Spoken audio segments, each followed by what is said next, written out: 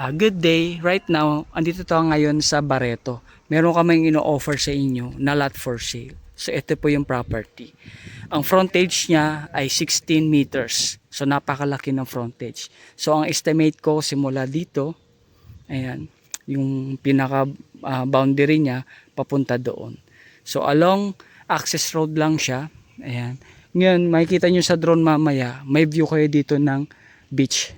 So from here, ito na yung property na for sale. So simula doon sa pinakalikod ng property, ayan, meron siyang boundary dyan, pag ganun yung pinaka property niya. So from here pala makikita nyo na, meron na siyang ocean view. So kung magpapatayo kayo ng 3-story, mas kitang kita nyo wide yung pinaka magandang view na magiging property nyo. So syempre, ito ay Barreto, marami dito mga beach resort. So ideal to kung gusto niyo magkaroon ng income generating yung property nyo. Pwede kayo magpatayo ng house para magkaroon ng Airbnb at napaka easy access lang sa National Highway. Siguro mga 1 to 2 minutes drive lang nasa National Highway na kayo. So napaka peaceful dito. Ayan, may mga trees. So bihira lang yung mga ganitong vibes na property na ideal po talaga sa inyong investment. Ayan, ipi-play ko mamaya yung drone para sa ganoon nakita nyo po yung view, maging view nyo. So makikita nyo yung mga bahay dito, ayan, mga modern design. Actually, mga most likely nasa 80% ng nandito ay foreigner. So napaka-peaceful, tahimik. Ayan, may view pa rin po kayo ng mountain dyan. May mga Airbnb na rin dito na yung iba hinahandle namin katulad nito, Airbnb yan. So dyan nakatira sa owner, at the same time may Airbnb siya. So napaka gandang idea yun. Kasi habang nakatira kayo, nag-generate kayo ng income. So walk through ko po kayo dito sa property. Ayan. Ayan siya. Ayan. So yung property na to, hindi naman ganun sobrang pababa. Pa-stop lang siya ng gradually. Ayan. Ayan siya. May puno na rin nasa inyo. Kung tatanggalin nyo yung puno na yan. So nasa design nyo na yan ng bahay. Kung ano yung magiging view nyo. Kasi the more na mataas yung bahay nyo. Katulad dito.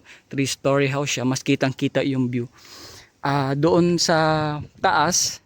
Ang problema lang doon. Siyempre pag nag 3-story sila doon. Medyo mabablock ng mga puno.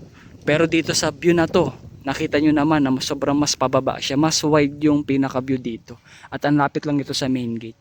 Ayan yung view. I-zoom natin para makita nyo. Ayan yung maging view nyo. Ocean view. So relaxing.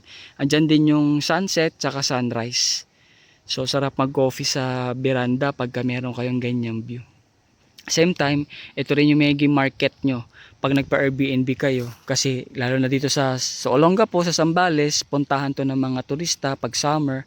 At the same time, mga family gathering, dito rin sila nag-gathering. Ayan. So, siyempre, kung napupunta kayo ng Zambales at siguro na-experience nyo na sobrang traffic, so bakit di kayo magkaroon ng property rito para pagdating ng holidays or summer, dito na nakatira, at the same time, magkakaroon pa kayo ng income generating. Ayan. So, doon yung papuntang main gate. So, ang kagandahan dito, may clubhouse pa siya. Yung clubhouse na yan, siguro ipapasada ko na lang mamaya. Ang clubhouse niya mula dito, papunta doon sa access na yan, papuntang clubhouse yan. Siguro mga 1 minute drive lang nasa clubhouse na kayo. May basketball court doon, swimming pool, tennis court, tapos pwede kayo mag-gathering din.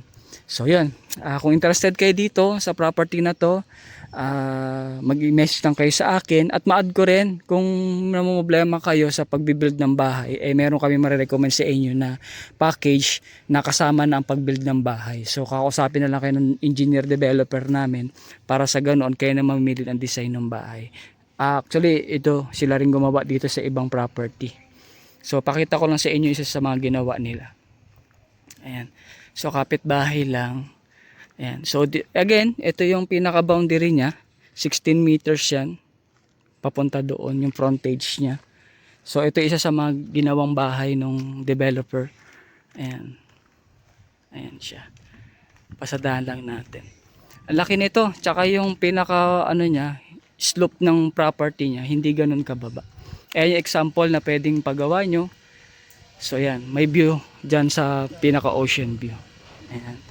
So napakatahimik dito. Ayan, ang ganda ng property, ng location. Subdivision nito, may main gate, so safe kayo. So yun lamang po. Salamat po sa inyong panonood.